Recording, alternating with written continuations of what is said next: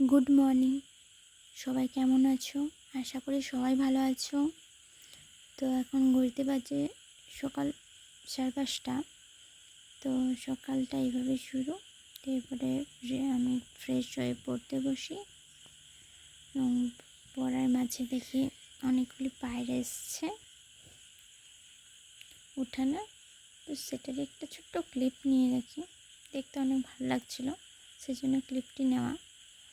তারপরেই শুনতে পাই বন্দে মাতরম গান। 15ই আগস্ট স্বাধীনতা দিবস।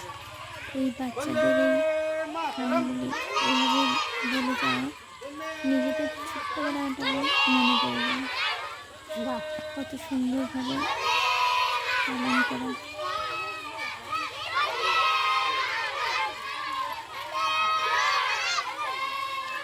ছোট্টবেলার মতন এখন আর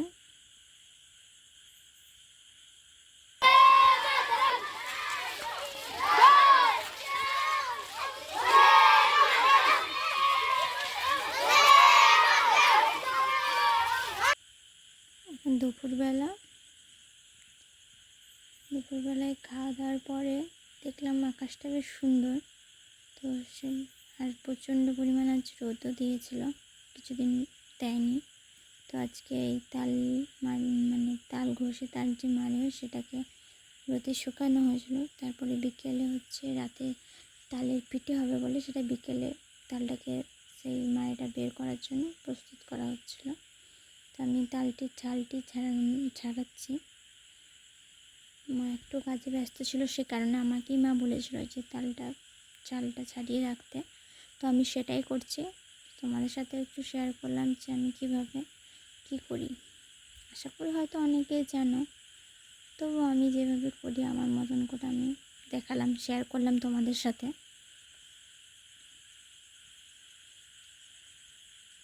খুব সাবধানে করা দরকার, কারণ তালের যে চালটা হয় সেটা খুবই ধারালো হয়, হাত কেটে যাওয়ার চান্স থাকে।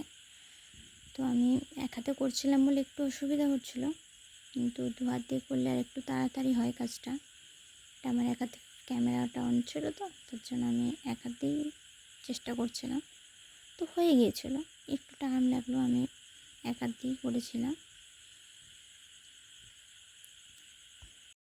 এইভাবেও তালটাকে ঘষা যায়, আবার তাল ঘষার মাধ্যমেও ঘষা যায়। আমাদের অবশ্য এটি নতুন ঝুড়ি, তো নতুন ঝুড়ি দিয়েও অনেকেই ঘষে এইভাবে নিচে থালা রেখে ওপরে নিয়ে করে। এটি সন্ধ্যের পরে বেশ আকাশটা সুন্দর লাগছিলো, তাই এই ক্লিপটি নেওয়া হলো। তো এই তালটি অবশ্য আমিই ঘষছিলাম। তারপরে পুরোটাই রেডি হওয়ার পর রাতের তাল পিঠেও রেডি। তো কারো পিঠের রেসিপিটা চাইলে অবশ্যই বলো, আমি দিয়ে দেবো। সবাই ভালো থাকবে, সুস্থ থাকবে। আজকের মতো ভিডিওটি এখানেই শেষ করলাম। শুভরাত্রি।